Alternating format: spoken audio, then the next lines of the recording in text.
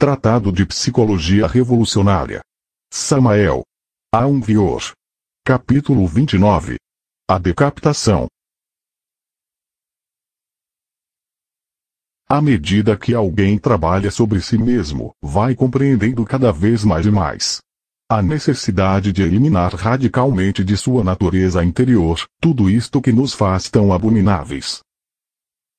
As piores circunstâncias da vida, as situações mais críticas, os fatos mais difíceis, resultam sempre maravilhosos para o autodescobrimento íntimo. Nestes momentos insuspeitados, críticos, afloram sempre quando menos o pensamos, os eus mais secretos. Se estamos alertas, inquestionavelmente nos descobrimos. As épocas mais tranquilas de nossa vida, são precisamente as menos favoráveis para o trabalho sobre si mesmo.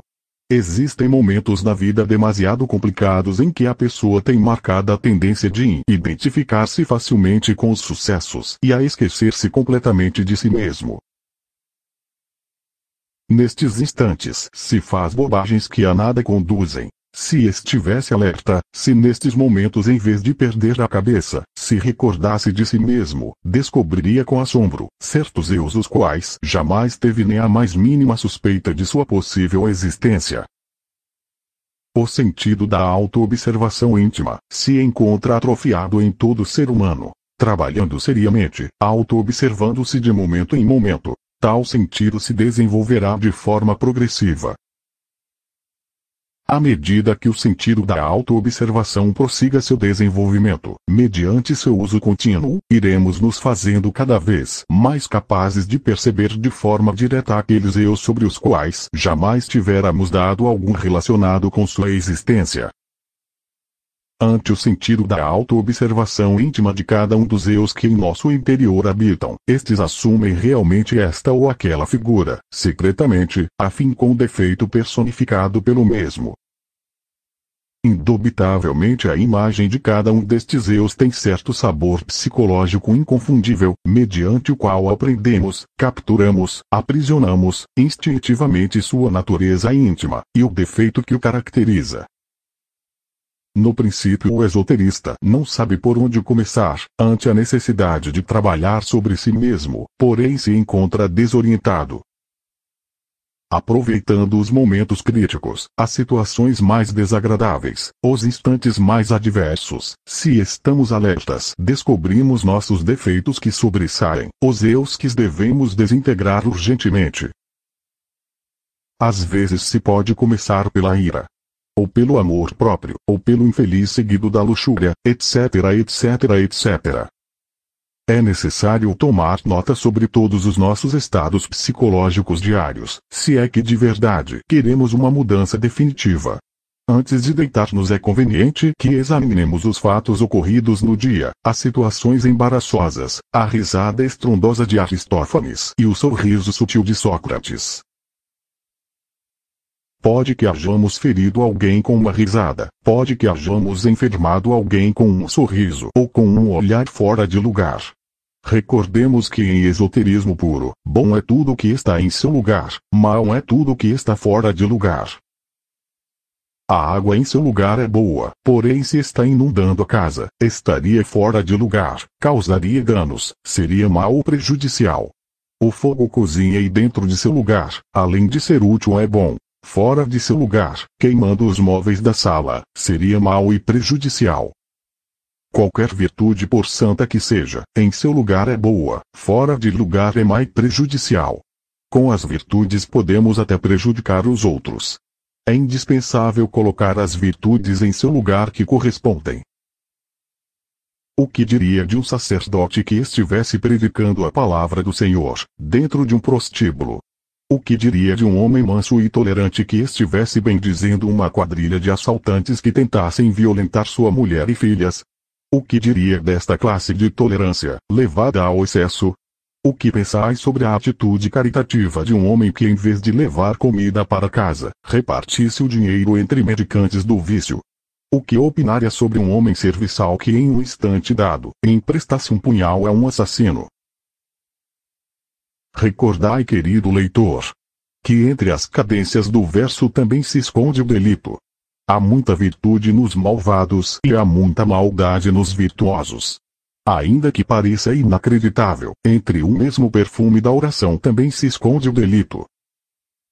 O delito se disfarça de santo. Usa as melhores virtudes. Se apresenta como mártir e até oficia nos templos sagrados. À medida que o sentido da auto-observação íntima se desenvolve em nós, mediante o uso contínuo, poderemos ir vendo todos estes eus que servem de fundamento básico ao nosso temperamento individual, e seja este último, sanguíneo ou nervoso, fleumático ou bilioso. Ainda que você não creia, querido leitor, detrás do temperamento que possuímos se escondem entre as mais remotas profundidades de nossa psique, as criações diabólicas mais execráveis. Ver tais criações. Observar essas monstruosidades do inferno, dentro das quais se encontra engarrafada nossa mesma consciência, se faz possível com o desenvolvimento sempre progressivo do sentido da auto-observação íntima. Enquanto um homem não haja dissolvido estas criações do inferno, estas aberrações de si mesmo, indubitavelmente no mais fundo, no mais profundo, continuará sendo algo que não deveria existir, uma deformidade, uma abominação. O mais grave de tudo isto é que o abominável não se dá conta de sua própria abominação, se crê belo, justo, boa pessoa e até se queixa da incompreensão dos demais, lamenta a ingratidão de seus semelhantes, diz que não lhe entendem, chora afirmando que lhe devem, que lhe pagaram com negra moeda, etc, etc, etc. O sentido da auto-observação íntima nos permite verificar por nós mesmos e de forma direta, o trabalho secreto mediante o qual em dado tempo estamos dissolvendo tal ou qual eu, tal ou qual defeito psicológico, possivelmente descoberto em difíceis condições e quando menos suspeitávamos. Haveis pensado tu alguma vez na vida, sobre o que mais o agrada ou desagrada? Tu haveis reflexionado sobre os mecanismos secretos da ação? Por que quereis ter uma bela casa? Por que desejais ter um carro de último modelo? Por que quereis estar sempre na última moda? Por que cobiças não ser cobiçoso? O que é que mais te ofendeu em um dado momento? O que é que mais vos lisonjeou ontem?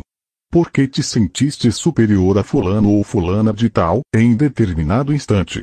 A que hora sentiste superior a alguém? Por que te engrandeceste ao relatar seus triunfos? Não pudeste escalar quando murmuraram de outra pessoa conhecida. Recebestes o copo de licor por cortesia? Aceitasse fumar talvez não tendo o vício, possivelmente por um conceito de educação ou hombridade. Estás tu seguro de haver sido sincero naquela conversação? Quando te justificas a ti mesmo? Quando te elogias? E quando conta teus triunfos e os relatas repetindo o que antes disseste aos demais? Compreendeis que sois vaidoso? O sentido da auto-observação íntima, além de nos permitir ver claramente ao eu que estás dissolvendo, te permitirá também ver os resultados patéticos e definidos de teu trabalho interior. Em princípio, estas criações do inferno, estas aberrações psíquicas que desgraçadamente te caracterizam, são mais feias e monstruosas que as bestas mais horrendas que existem no fundo dos mares ou nas selvas mais profundas da terra. Conforme avanceis em vosso trabalho podereis evidenciar mediante o sentido da auto-observação interior o fato evidente de que aquelas abominações vão perdendo o volume, vão diminuindo. Resulta interessante saber que tais bestialidades conforme diminuem de tamanho, conforme perdem volume e diminuem, ganham em beleza, assumem lentamente a figura infantil, por último se desintegram, se convertem em poeira cósmica. Então a essência enfrascada se liberta, se emancipa, desperta. Indubitavelmente a mente não pode alterar fundamentalmente nenhum defeito psicológico. Obviamente o entendimento pode dar-se ao luxo de rotular um defeito com tal ou qual nome, de justificá-lo, de passá-lo de um nível a outro, mas não poderia por si mesmo aniquilá-lo, desintegrá-lo. Necessitamos urgentemente de um poder flamígero superior à mente, de um poder que seja capaz por si mesmo de reduzir tal ou qual defeito psicológico, à mera poeira cósmica. Afortunadamente existe em nós esse poder serpentino, esse fogo maravilhoso que os velhos alquimistas medievais batizaram com o nome misterioso de Stella Maris, a Virgem do Mar, o Azói da ciência de Hermes, a Tonantzin do México Azteca, essa derivação de nosso próprio ser íntimo, Deus-Mãe em nosso interior, simbolizada sempre com a serpente sagrada dos grandes mistérios. Se depois de haver observado e compreendido profundamente tal ou qual defeito psicológico, tal ou qual eu, suplicamos a nossa Mãe Cósmica particular, pois cada um de nós tem a sua própria, que desintegre, reduza à poeira cósmica, este ou aquele defeito, aquele eu, motivo de nosso trabalho interior, podeis estar seguro de que ele mesmo perderá volume e lentamente irá se pulverizando. Tudo isto implica naturalmente sucessivos trabalhos a fundo, sempre contínuos, pois nenhum eu pode ser desintegrado jamais instantaneamente. O sentido da auto-observação íntima poderá ver o avanço progressivo do trabalho relacionado com a abominação que nos interessa verdadeiramente desintegrar. Se depois de haver observado e compreendido profundamente tal ou qual defeito psicológico, tal ou qual eu, suplicamos a nossa Mãe Cósmica particular, pois cada um de nós tem a sua própria, que desintegre, reduza à poeira cósmica, este ou aquele defeito, aquele eu, motivo de nosso trabalho interior, podeis estar seguro de que ele mesmo perderá volume e lentamente irá se pulverizando.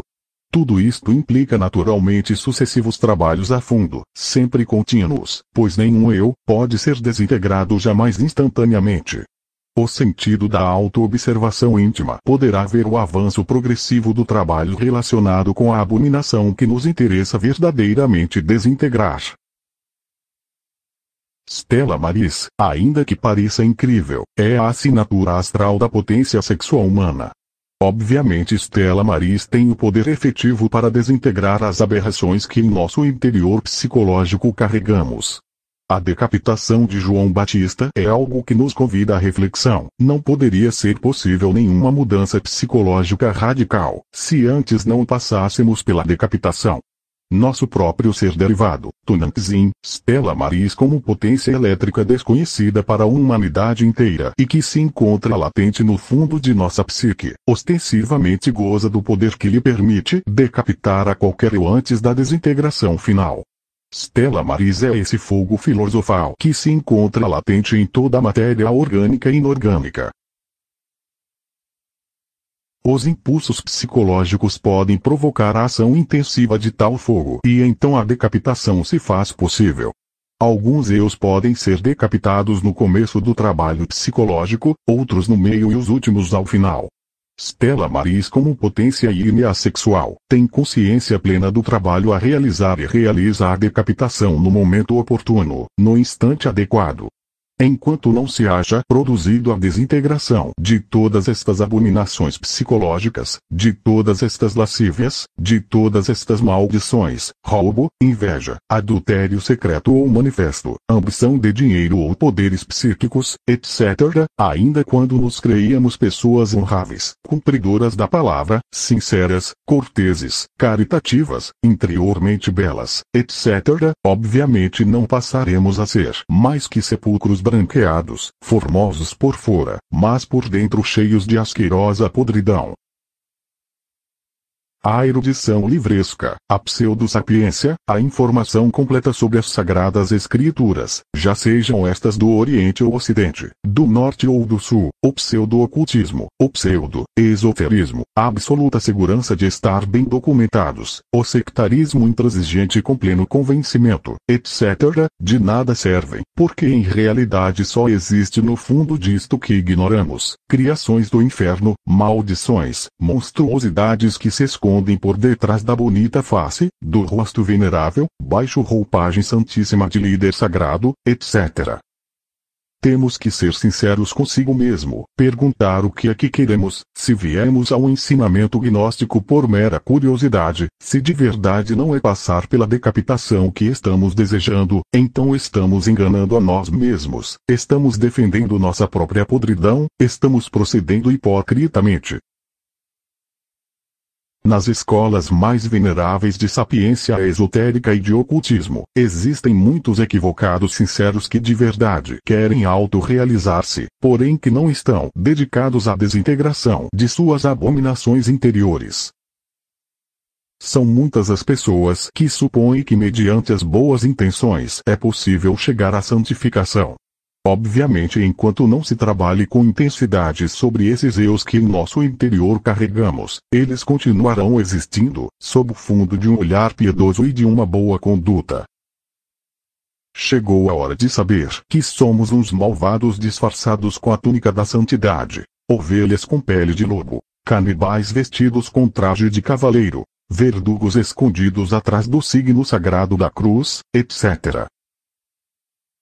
Por muito majestosos que pareçamos dentro de nossos templos, ou dentro de nossas aulas de luz e harmonia, por muito serenos e doces que nos vejam nossos semelhantes, por muito reverendos e humildes que pareçamos, no fundo de nossa psique continuam existindo todas as abominações do inferno e todas as monstruosidades das guerras. Em psicologia revolucionária, se nos faz evidente a necessidade de uma transformação radical, e esta só é possível declarando-nos a nós mesmos uma guerra de morte, desapiedada e cruel. Certamente nós todos não valemos nada, somos cada um de nós a desgraça da terra, o execrável. Afortunadamente João Batista nos ensinou o caminho secreto: morrer em nós mesmos, mediante a decapitação psicológica.